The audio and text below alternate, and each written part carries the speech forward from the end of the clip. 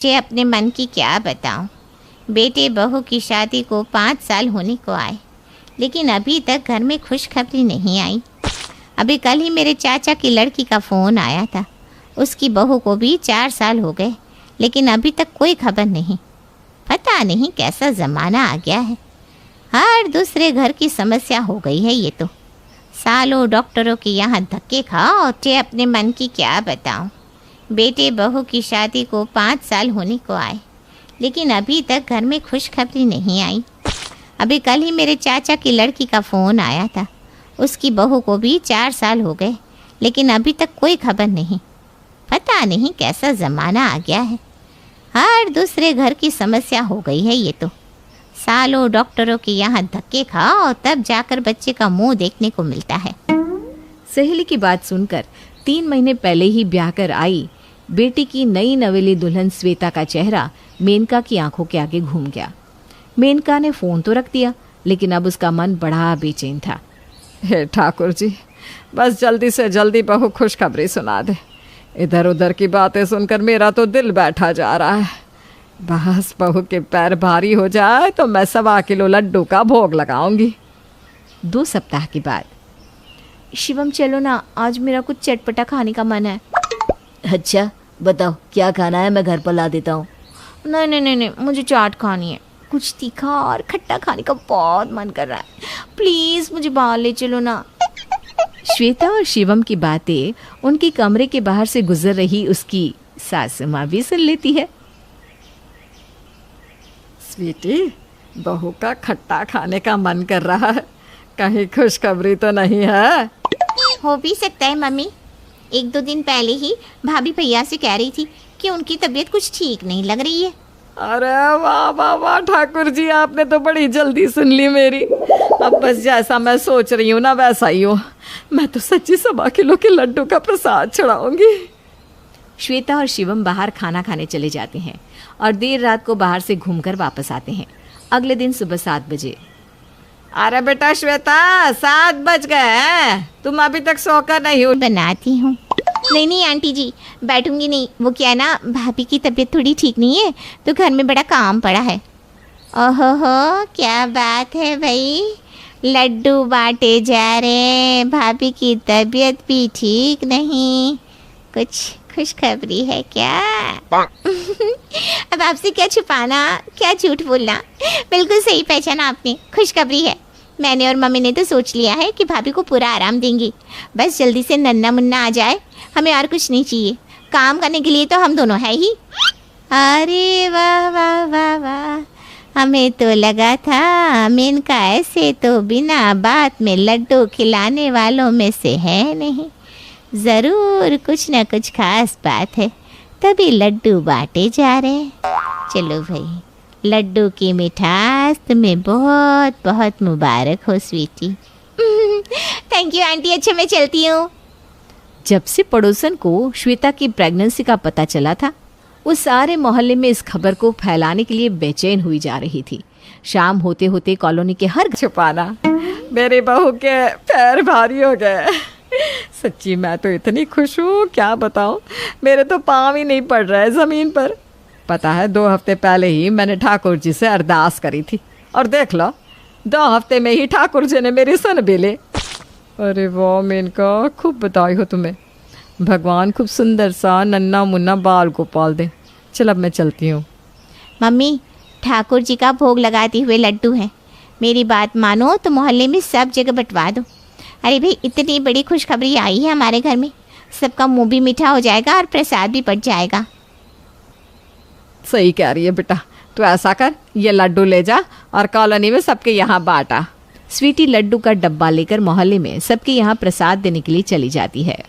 Aunty जी प्रसाद ले लीजिए, mummy ने ठाकुर जी को लड्डुओं का भोग चढ़ाया था। अरे स्वीटी, कितने दिनों बाद तो आई है। आराम से बैठ, मैं चाय। घर में ये खबर आग की तरह फैल चुकी थी। क्या बात कर रही हो, श्वेता प्रेग्नेंट है? नहीं, झूठी खबर होगी पक्का। क्या कहा? उसकी सास ने खुद बताया? अरे श्वेता की मम्मी मेरी इतनी अच्छी फ्रेंड है और मुझे पड़ोस वालों से बातें पता चल रही है।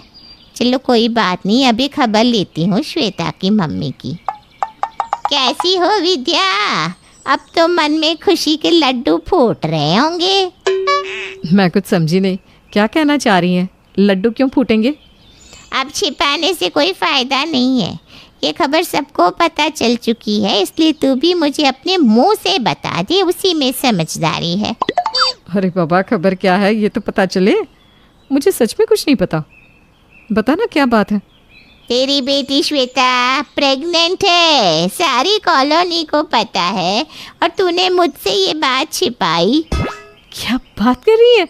श्वेता प्रेग्नेंट है? मुझे खुद नहीं पता। श्वेता ने तो मुझे कुछ नहीं बताया। तुझे किसने कहा? अरे मैं तेरी बेटी के पड़ोस में रहती हूँ, पूरी कॉलोनी में खबर चल रही है कि तेरी बेटी प्रेग्नेंट है, और तो और उसकी सास ने तो पूरी कॉलोनी में लड्डू बांटे हैं। खबर एकदम पक्की है। ये तो तूने बहुत बड़ी खुशखबरी सुनाई। हो सकता है नई नई शादी है, इसलिए श्वेता बताने में थोड़ा हिचक रही हो। चलो कोई बात नहीं, अब तू देख मैं कैसे पूरी तैयारी के साथ उसके ससुराल जाती हूँ। सहेली से खबर मिलते ही श्वेता की माँ शगुन का ढेर सारा सामान लेकर श्वेता के ससुराल पहुँच जाती है। वहाँ जाकर वो समधन के गले मिलकर उसे बधाइयाँ देती है। बहुत बहुत बधाई हो समधन जी। आपको भी बधाई हो समधन जी, आप भी तो नानी बनने वाली हैं। लेकिन श्वेता कहाँ है? दिखाई नहीं दे रही। अरे जब से हमें पता चला है ना, मैंने तो उसे कमरे से बाहर निकलने ही नहीं दिया। मैं तो कह रही हूँ 9 महीने बिल्कुल बिस्तर पर बैठ कर आराम करे, हमें काम वाम नहीं करवाना बहू से। हम तो बस इतना चाहते हैं कि हमारा पोता या पोती बिल्कुल स्वस्थ हंसता खेलता इस दुनिया। चेकअप के बाद डॉक्टर अपना सर पकड़कर बैठ जाते हैं। क्या हुआ डॉक्टर साहब, आपके होश क्यों उड़े हुए हैं? मेरी बात सुनने के बाद तुम्हारे भी होश उड़ जाएंगे बेटा। आखिर मुझे ऐसी कौन सी बीमारी हो गई है, जरा बताइए तो। बेटा तुम्हारे पेट में बच्चा है, समझ में नहीं आता क्या कहूँ, तुम माँ बनने वाले हो या बाप। ये तो दुनिया का पहला केस है, मेरा सर घूम रहा है, तुम दोनों जाओ यहाँ से। दूसरी तरफ ये सुनते ही कोमल की आंखें फटी की फटी रह जाती है। हे भगवान, ये सब मैं क्या सुन रही हूँ? ये बात बिल्कुल सच है, तुम्हारे पति के पेट में बच्चा है। अब इसका अच्छी तरह ख्याल रखना और इसे पौष्टिक आहार खिलाना। चलो तुम दोनों निकलो यहाँ से। उसके बाद दोनों पति पत्नी मुंह लटकाए अपने घर पहुंचते हैं। तभी रमेश की माँ मालती उन दोनों से कहती है, अरे क्या हुआ, तुम दोनों इस तरह मुंह लटका कर क्यों आए हो? अनर्थ हो गया मम्मी जी, रमेश के पेट में बच्चा है। ये तुम क्या बकवास कर रही हो? अरे भला ऐसा कभी हो सकता है क्या? मम्मी जी, डॉक्टर ने क्या में आए। हम तो धन्य हो गए बहन जी, अपनी बेटी को आपके घर में ब्याह कर। आपकी जैसी सास तो दिया जलाकर ढूंढने पर भी ना मिलती। अरे बहन जी, आप तो मुझे शर्मिंदा कर रही है। अच्छा चलो मैं आपको श्वेता से मिलवा कर लाती हूँ। मेनका विद्या को लेकर श्वेता के कमरे में जाती है। पगली, अपनी माँ को बताना भी ज़रूरी नहीं समझा ना तूने?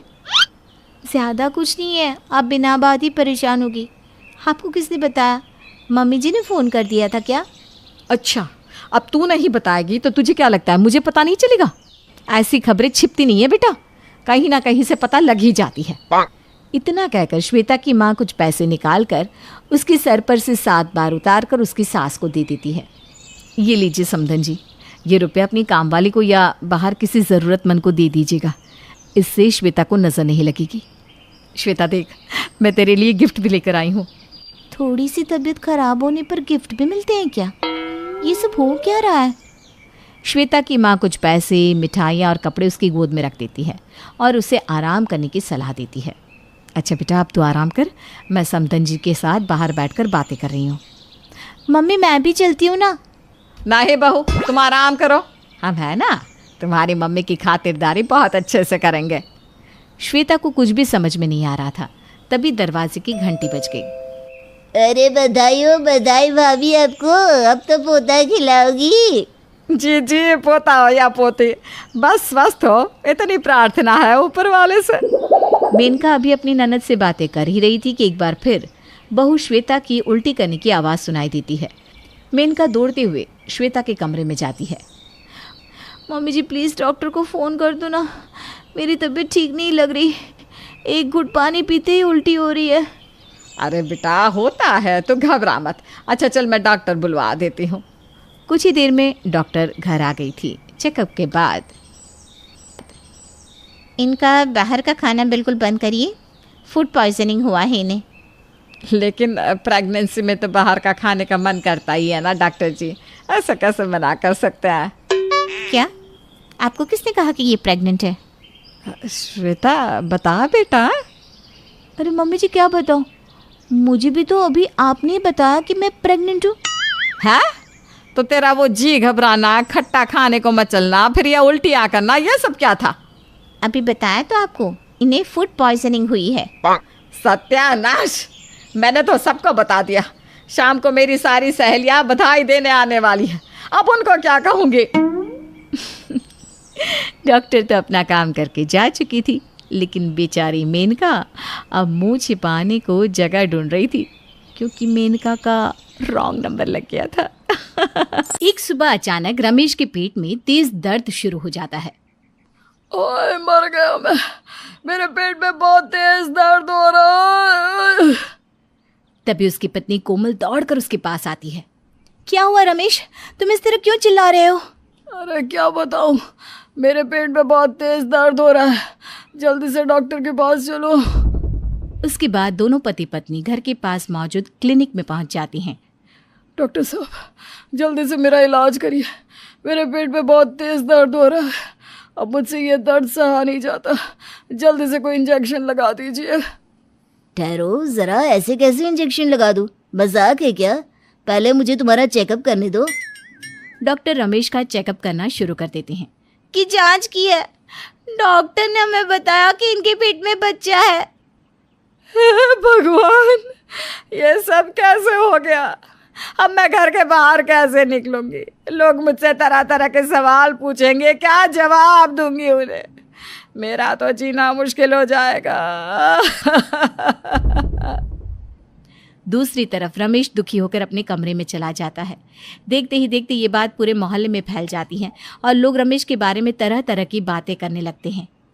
क्यों रे कोमल, मैंने सुना है तेरे पति के पेट में बच्चा पल रहा है, आखिर ये सब कैसे हो गया? मैं तो तेरे पति को बहुत अच्छा समझती थी, लेकिन सपने में भी कभी नहीं सोचा था कि वो ऐसा कुछ भी कर सकता है। मैं तो यही सोच रही हूँ कि ये बच्चा पैदा कैसे होगा, और अगर हो भी गया तो रमेश उसका बाप कहलाएगा या माँ? सोचकर हंसी आती है। अपनी सहेलियों की ये सारी बातें सुनकर कोमल को बहुत बुरा लगता है। वो चुपचाप अपने घर चली जाती है। इस तरह हमेशा कोमल को अपनी सहेलियों के ताने सुनने पड़ते थे। दूसरी तरफ आसपास की औरतों ने मालती का जीना हराम कर रखा था। फिर एक दिन ऑफिस में रमेश का बॉस उसे अपने कैबिन में बुलाता है। सुनो रमेश, मुझे पता चला है कि तुम प्रेग्नेंट हो गए हो। देखो ये बात सुनने में बहुत ही अजीब लग रही है। मैं नहीं चाहता कि तुम्हारी तरह का कोई आदमी मेरे ऑफिस में काम करे, इससे मेरी बड़ी बदनामी होगी, इसलिए कल से तुम्हें काम पर आने की कोई ज़रूरत नहीं है। अरे सर, ये आप कैसी बातें कर रहे हैं? अगर आप मुझे काम से निकाल देंगे तो फिर मेरा गुजारा कैसे होगा? यह सब तो तुम्हें अपने पेट में बच्चा लाने से पहले सोचना चाहिए था। मुझे माफ़ कर दो, मैं अपनी कंपनी के साथ साथ अपनी बदनामी नहीं करवाना चाहता। चला जाओ यहाँ से। रमेश अपने बॉस के सामने बहुत गिड़गिड़ाता है, लेकिन उसका बॉस उसकी एक नहीं सुनता और उसे काम से निकाल देता है। बेचारा रमेश दुखी होकर अपने घर लौट जाता है। हे भगवान, ये मेरी ज़िंदगी में क्या हो रहा है? पहले ही मैं लोगों